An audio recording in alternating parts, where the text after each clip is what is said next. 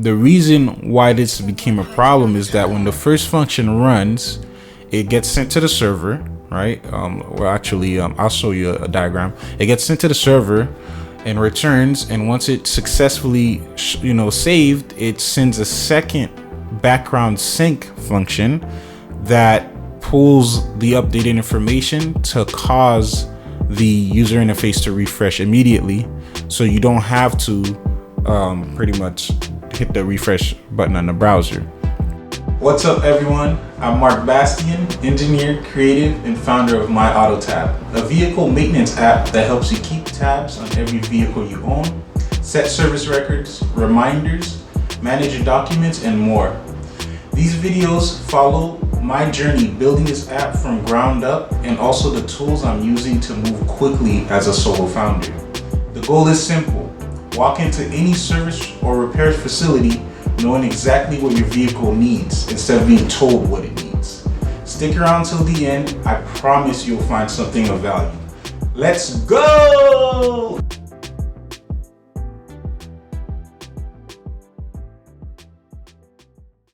Hey everyone, if you're joining me from the previous episodes, welcome back. And if you're new to my channel, welcome and thank you for watching.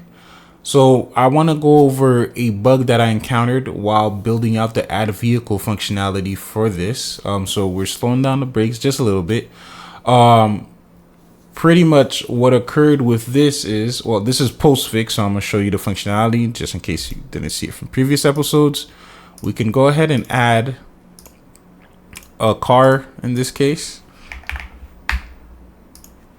add some mileage.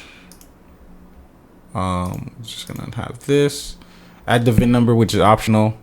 I'm not gonna bother adding it right now, and boom, that works. And if we want to edit the information, we can. So remember, the mileage, as you can see here, is 3522. We're gonna change that to 45450. Right, and then we'll change the year to 2018 because we realized that we got duped and we thought it was a brand new car, but they finessed us, as some people may do. No, I'm just kidding. But so we're gonna save that, and awesome, you can see that the information immediately updates on the screen, so you know what you've done, the change that you made saved, right? However, what the bug was doing is causing it so that when you did upload the information, the text would work and update, which we're going to recreate now.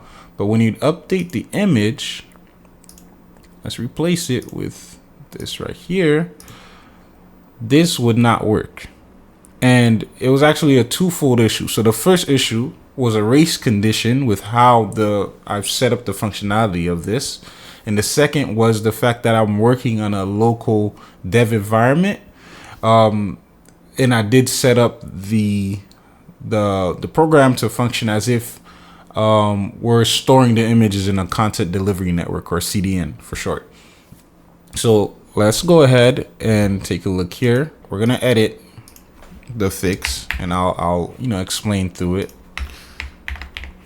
so that way we can recreate what was going on for the sake of learning. Let's go ahead.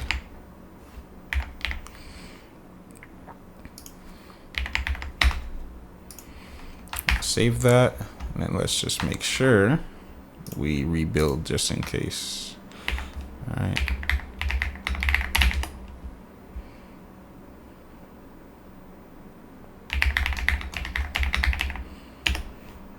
Okay, cool beans. So we got that running here, and we'll go back to the vehicle page, right? So as you can see, when we create a vehicle, right, two functions are running, and they're separate on purpose.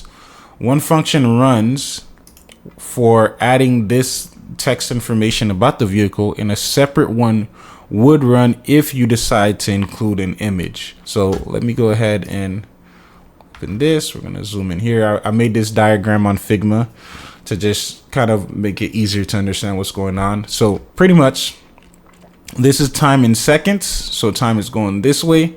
as time goes on, we want to see both portions of the app, or both functions, how it's interacting with the app or the server, the backend in this case. And this is what's happening. So a race condition occurs when multiple processes access shared data simultaneously. In this case, they're both trying to manipulate the database and make persistent changes to it, and then return that back to the user, right? Two requests are sent because one doesn't complete in the proper order, i.e., the upload image is what was supposed to complete first before the background sync reached the server. So then it would have the latest information, but that's not what's occurring. So it's not completing in the proper order, and the data becomes in return date, but I'm going to put data. The return data becomes inconsistent, right? So the update async function runs. This is what saves the text, right? This is time going in milliseconds, could be seconds, whatever, right? It returns back saying, hey, we successfully updated the data. Then the background sync, the refetch, gets sent. Afterwards, it reaches the server. It starts returning back to the front end before the upload asynchronous, the image upload runs, right? So now the front end image upload, it's running, boom, hits the server, and then as the data from the first request, right, from the text information sync, the background sync is being sent back, it's still in flight over the network, over the cables, whatever, right? It takes time for these things to happen, even though it's near the speed of light, but still it takes time. The image upload actually completes first. So, hey, I was able to successfully upload the image. And after the fact, this completes, right? So this runs an asynchronous function as, a background sync function as well. But because it's returned, the sync occurred, the image got updated, you would essentially see a flicker of the old or the new image, and then because this hits last, it reverts back, so overwrites the information with old data, and that's why it would look as if your upload didn't work, right? However, what is really happening is in the database, the new image is there, but you're just being served the old image. So this thing actually took me a while, and part of it was because I was lazy. I'm gonna be honest. I didn't want to read. While I was planning with Claude, I got very lazy, and let's take a look here. I'll show you. On Claude here, you can go ahead and if you do Shift Tab, you can accept edits on. Normally, what I was doing before was making sure I planned. Afterwards, once I hashed out all the details, like read through the plan and made sure what's gonna happen is what I want, then I would let Claude run its portion. However, I got a little too comfy, okay, and started just writing exactly what I want and letting Claude let it spin like Beyblade, okay, let it rip like Beyblade. And that actually costed me, one, because it started burning a lot of session tokens much quickly because you're not realizing what's going on, and two, because of the dual nature of the issue that I was having, it seemed as if Claude didn't resolve the first issue. But had I read Gen A, I'm Gen Z, so this is my fault. I'm just kidding, everyone. Had I read, I would have realized that Claude did resolve that issue.